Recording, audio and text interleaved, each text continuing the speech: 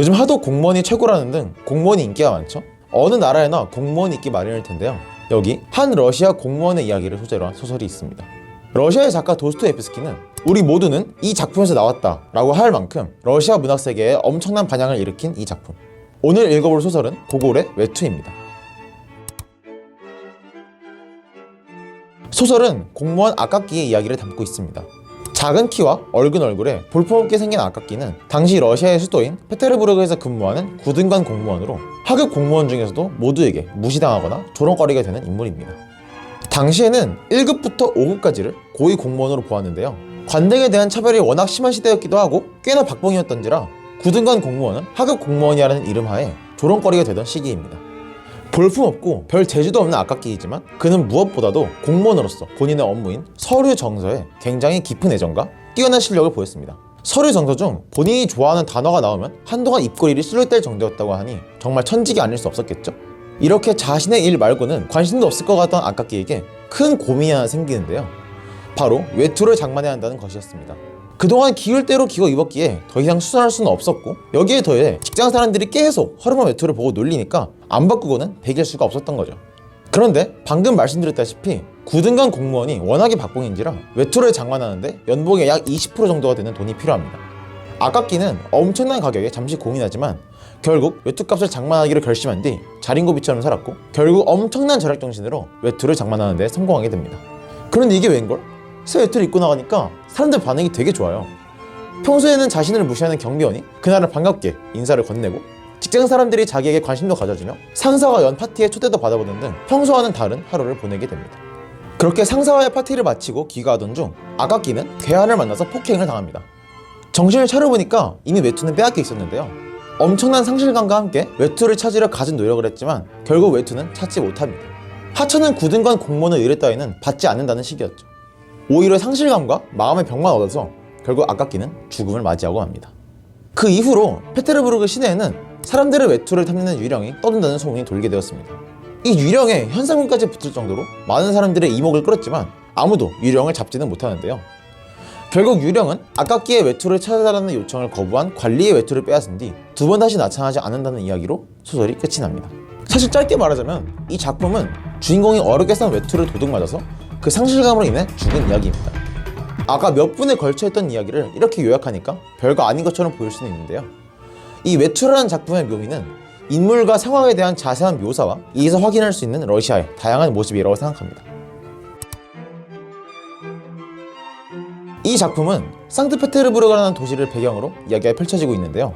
러시아 문학에는 청동기마상, 코, 그리고 초상화 등 유독 페테르부르크에서 고통받는 인간상을 그린 작품이 많습니다.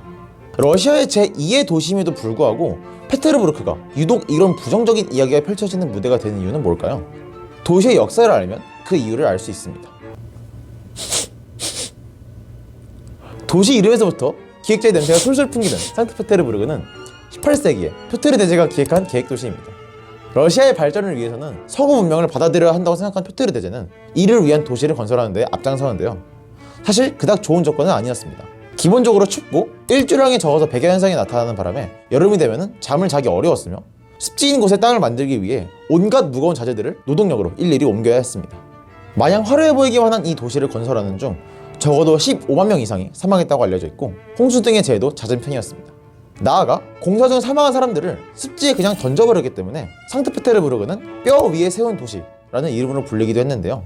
이러한 일련의 과정 중 알게 모르게 러시아 사람들에게는 상트페테르부르크에 대한 부정적인 인식이 생기게 되었을 것 같네요. 러시아 문학의 특징 중에 하나는 작은 인간이라는 인간상이 자주 등장한다는 점입니다. 외투를 비롯한 수많은 러시아 소설에 등장하는 작은 인간은 푸시킨에 의해서 본격적으로 확립된 개념으로 지극히 평범하고 주체적이지 못하며 자신을 둘러싸는 커다란 환경 속에서 벗어나지 못하는 인간입니다. 외투를 쓴 고골은 이 작은 인간을 약간 다르게 해석하기도 하는데요. 관료주의 체제에 찌든 나약하고 연민이 드는 인간상으로 보는 경향이 있습니다. 이 인간상이 반영된 것이 바로 주인공 아깝기입니다. 분명 아깝기는 뛰어난 정서 능력을 바탕으로 승진할 기회가 생겼음에도 불구하고 이를 잡지 못합니다. 아깝기는 관등 물신주의에 빠져 본인의 가능성을 제한하고 상황 파악에 능하지 못한 작은 인간일 뿐이기 때문이죠. 아깝기의 작은 인간성은 그의 이름에서도 유추해 볼 수 있는데요. 아깝기가 태어난 뒤 그의 부모님은 아버지의 이름인 아깝기를 그대로 가져다가 아들의 이름을 짓습니다. 결국 아버지도 아들도 이름이 아까끼인 셈이 되는데요. 여기서 우리는 주인공이 주체적으로 살아가기 어렵겠다는 추측 역시 할 수 있습니다. 오늘 영상에서는 되게 간략히 소개해드렸지만 이 작은 인간이라는 개념은 러시아 문학의 단골 소재인 만큼 워낙에 방대하고 복잡한 개념입니다. 이 관해서 더 알고 싶으신 분들은 관련 자료를 찾아보시면 좋을 것 같습니다. 개인적으로 가장 흥미로웠던 부분은 작품 속에 등장하는 유령이었습니다. 보자마자 아까끼라는 것을 단숨에 파악할 수 있었다고 묘사되는 이 유령은 관리의 외투를 빼앗은 뒤 나타나지 않았다고 나와 있는데요. 소설의 마지막 부분에는 또 다른 생김새의 유령이 돌아다닌다는 소문과 함께 이야기가 마무리됩니다. 이 유령의 정체는 대체 누구일까요? 크게 두 가지 방향으로 생각해 볼 수 있겠는데요. 우선 외투를 빼앗음으로써 생기를 찾아 외모에 변화가 생긴 아까끼의 유령이거나 아까끼와 같은 사연을 겪은 또 다른 작은 인간이 유령으로 변한 모습이지 않을까 하는 생각이었습니다. 맥락상 유령은 또다시 아까끼여야 할 것 같다는 생각이 들면서도 고골이 나타내고자 했던 사회의 불합리성을 떠올려보면 수많은 작은 인간들의 표상이라고도 생각이 듭니다. 이 유령의 의미를 파악하면 고골이 말하고자 했던 바를 보다 정확히 이해할 수 있지 않을까 싶네요. 본인의 일에 열정이 있고 작업에 능함에도 불구하고 외적 요소로 사람을 무시하는 사회, 구dun관 공무원의 부탁 따위는 들은 채도 안 하는 관리들, 사회에 순응하는 개인, 그리고 물질적인 것에 대한 집착까지. 외투는 러시아의 사회상을 고발함과 동시에 인간의 어리석음을 보여주는 작품입니다.